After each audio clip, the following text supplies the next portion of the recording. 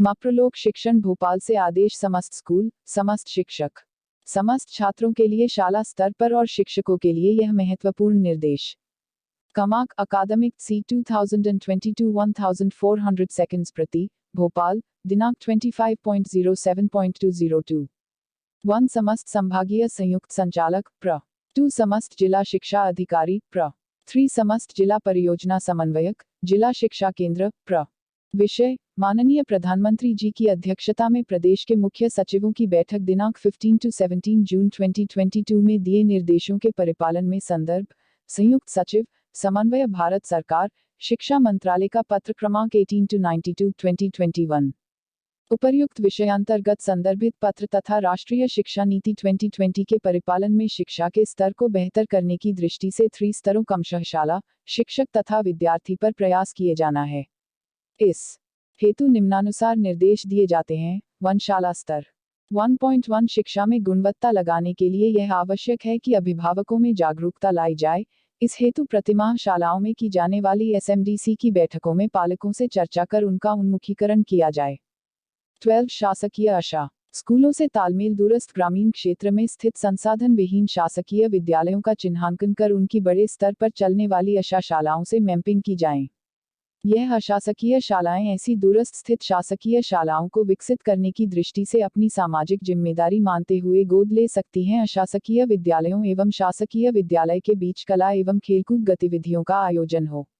साथ ही शासकीय एवं अशासकीय स्कूलों के शिक्षकों का परस्पर एक दूसरे की शालाओं में शैक्षणिक भ्रमण आयोजित किए जाए।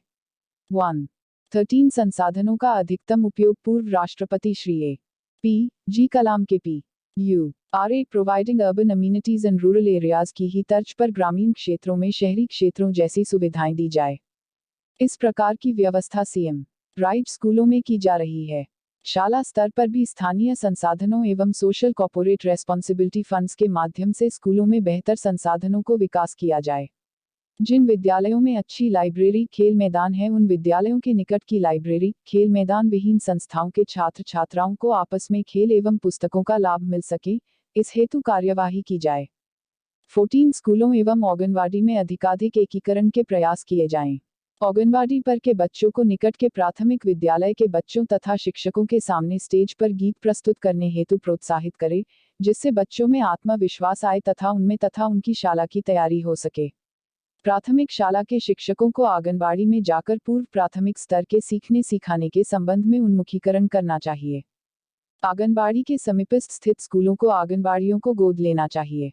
1.6 उच्चतर माध्यमिक स्तर की शालाओं विशेषकर जहां ATM लेन्स है, वहां हैकेथॉन का आयोजन किया जाना चाहिए, जिससे कि विभिन्न विभागों तथा आम नागरिकों द्वारा दिन प्रतिदिन के जीवन में आ रही समस्याओं का समाधान निकालने के लिए विद्यार्थियों को अवसर दिए जा सकते हैं तथा इस प्रकार के समाधान को वेत रूप देकर राज्य में अपनाया जा सकता है।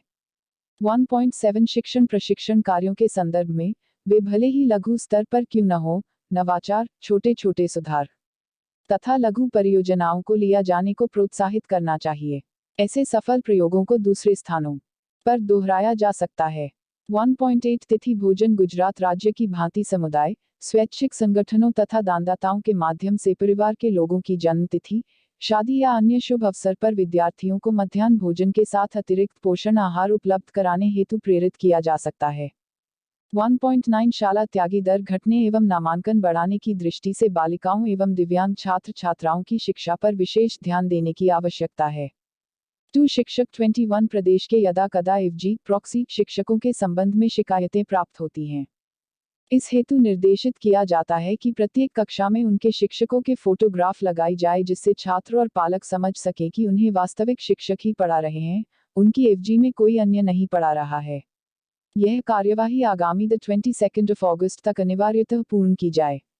निर्धारित तिथि उपरांत निर्देशों का पालन न किया जाना पाए जाने पर संबंधित प्राचार्य, शाला प्रमुख के विरुद्ध उन्हें प्रथम दृष्टया ही दोषी मानते हुए उनके विरुद्ध कठोर कार्यवाही की जाएगी।